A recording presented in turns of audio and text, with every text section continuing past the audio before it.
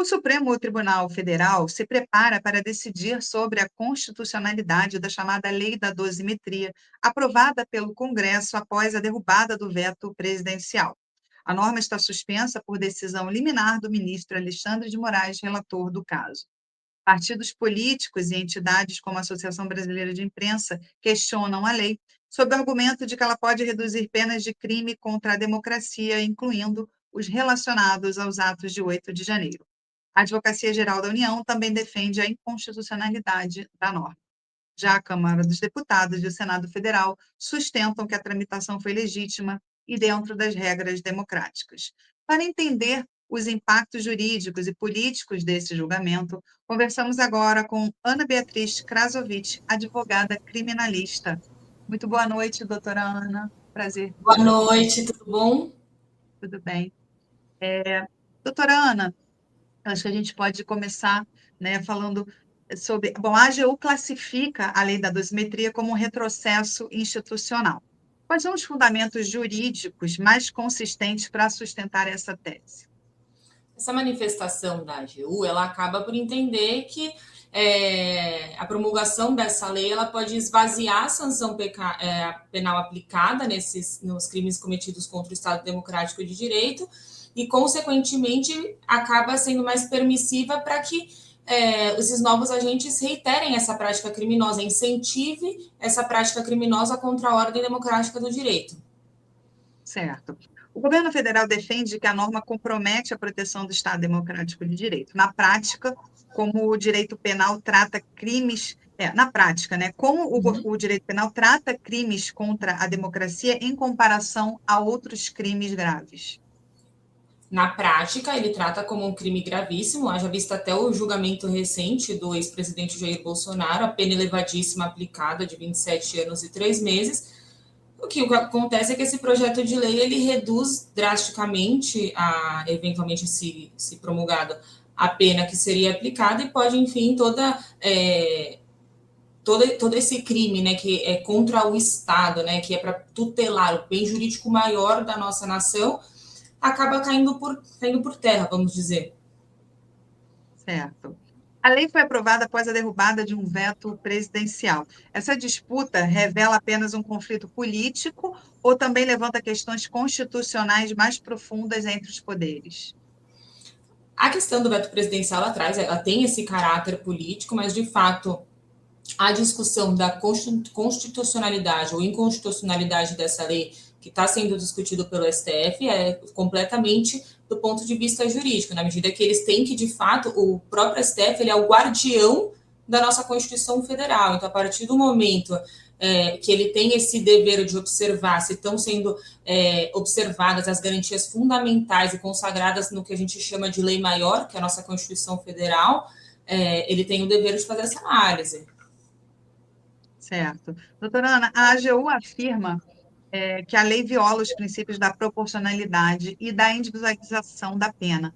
Como é que isso pode ocorrer no caso dos condenados pelos atos de 8 de janeiro? Quando se fala dessa violação da individualização da pena, e observando também o princípio da proporcionalidade, se diz por quê? Porque quando o juiz ele vai fazer a aplicação da pena, é o instituto que a gente chama no mundo jurídico de dosimetria da pena. Nessa fase da dosimetria da pena, ela obrigatoriamente deve passar por 3 fases, que a primeira é a questão que analisa a culpabilidade, antecedente, conduta social, todos esses predicados das circunstâncias do crime e do agente, e que vai dizer a pena base aplicada se deve aumentar ou não agravar. Passada a segunda fase, ela deve observar os agravantes e os atenuantes, e na terceira fase as causas de diminuição e aumento da pena. Então, agora, alterar toda essa análise que foi feita de uma forma individualizada para aquele agente, para aquela conduta, de fato afronta. Certo. Um dos argumentos é que a lei cria um tratamento mais benéfico para crimes contra a democracia do que para crimes violentos comuns. Essa disparidade pode ser interpretada como violação ao princípio da isonomia? Quando a gente fala do princípio da isonomia, a gente fala que todos são iguais perante a lei sem distinção de natureza. Pode ser interpretada assim, porque qualquer tratamento que seja considerado como um tratamento privilegiado ela afronta que todos são iguais perante a lei. Então, essa é a base também da argumentação da manifestação da própria AGU. Certo. E a AGU também aponta possíveis vícios formais no processo legislativo. Irregularidades como a fragmentação do veto presidencial podem levar o STF, de repente, podem, né, levar o STF a derrubar a lei, mesmo sem analisar o mérito? Pode ser declarada inconstitucional, sim, porque a partir do momento que tem um vício formal no processo legislativo, é como se a gente estivesse falando no mundo jurídico de uma nulidade processual. Então, independente da análise do mérito, ela tem um rito para ser respeitado. A partir do momento que esse rito é desrespeitado, ela pode sim ser declarada inconstitucional. Ou pelo menos uma nulidade, né? Assim, retornar, retomadas, reanalisar a proposta, mas ela tem que respeitar o rito procedimental.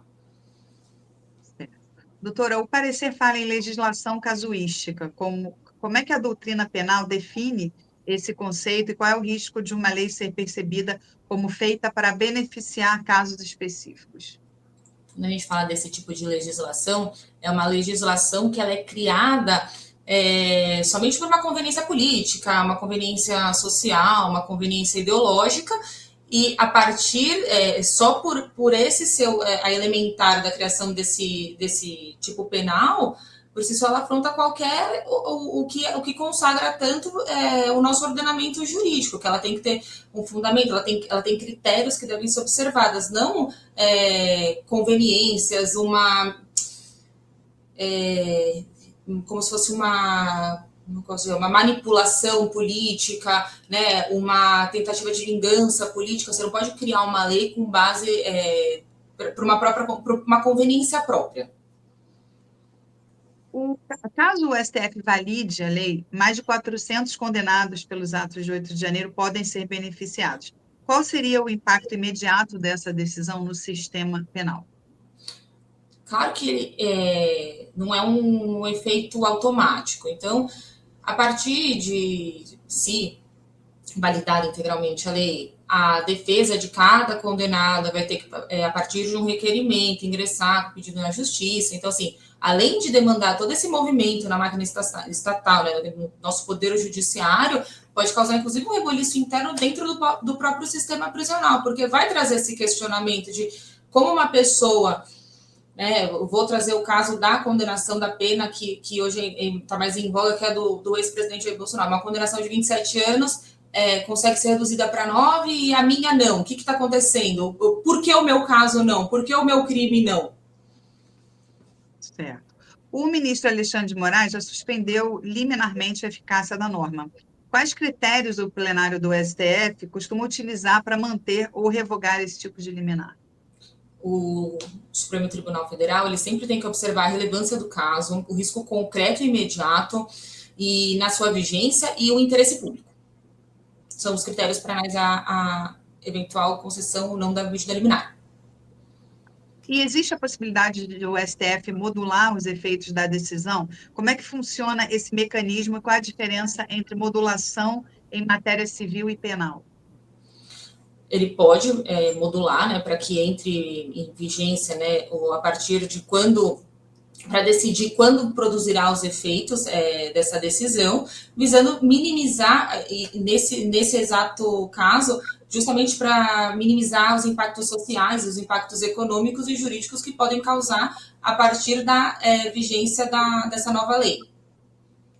Tá. O princípio da retroatividade da lei penal mais benéfica pode impedir que o STF limite os benefícios da lei apenas a casos futuros?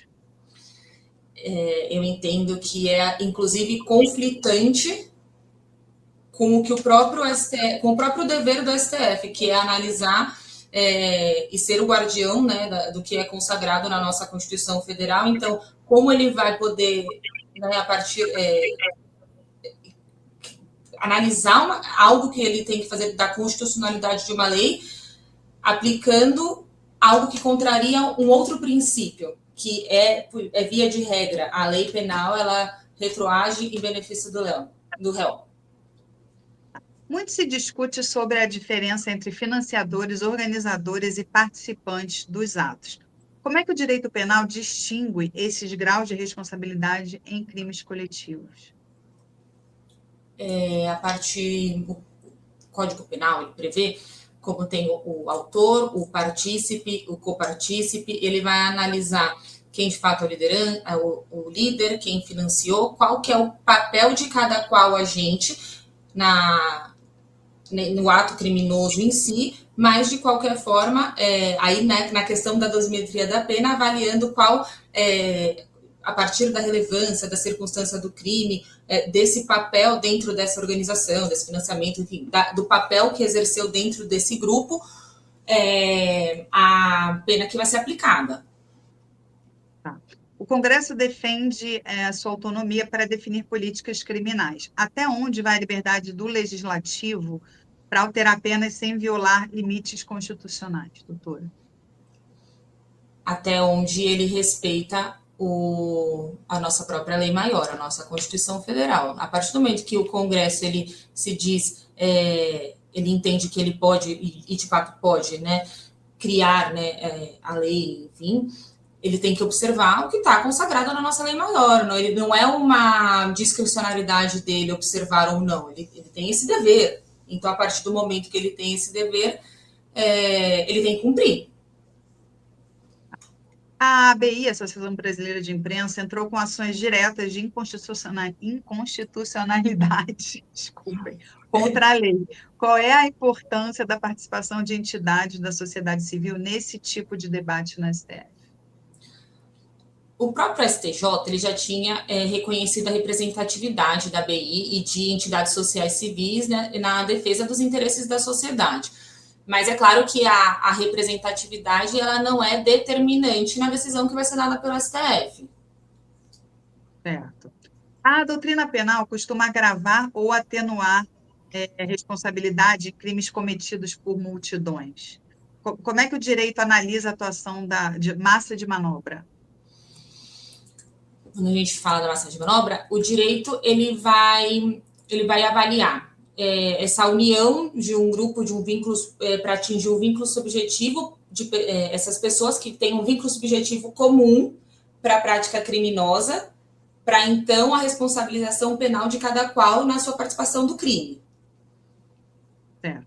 Os defensores da lei dizem que ela não absolve ninguém, apenas readequa penas. Juridicamente, qual é a diferença, doutora, entre descriminalizar uma conduta e reduzir a sua punição? Descriminalizar uma conduta como se aquele fato criminoso não fosse considerado como praticado, porque ele inexiste. Agora, a redução da pena como a gente pode compreender nesse caso como um benefício, mas não é que deixou de ser, desse fato criminoso ser cometido e dessa pessoa ter sido condenada. Ela só teve esse benefício, a redução penal. Certo. Doutora Ana, caso o STF declare a lei inconstitucional, o Congresso poderá apresentar uma nova proposta com teor semelhante? Como é que isso pode impactar a relação entre os poderes? Ele pode apresentar, mas de uma forma que não recaia nos mesmos fatores que declararam essa lei inconstitucional. Certo. E, doutora Ana, para encerrar, independentemente do resultado, esse julgamento pode redefinir os limites entre a competência do Congresso para legislar sobre direito penal e o papel do STF como guardião da Constituição? Não, jamais, jamais. Cada qual tem seu papel. A partir de cada qual, a Câmara ainda vai poder continuar, né, o Poder Legislativo nessa criação, nessa proposta de lei, apresentar propostas de leis, mas o STF tem como essência e como dever ser o guardião da nossa Constituição Federal. Certo. Bom, eu quero agradecer demais pela sua participação, doutora Ana Beatriz Krasovitch, obrigada pelos esclarecimentos. Deixo aberto aí o nosso espaço para a senhora se despedir. Muito obrigada, eu que agradeço. Uma boa noite a todos. Boa noite, doutora.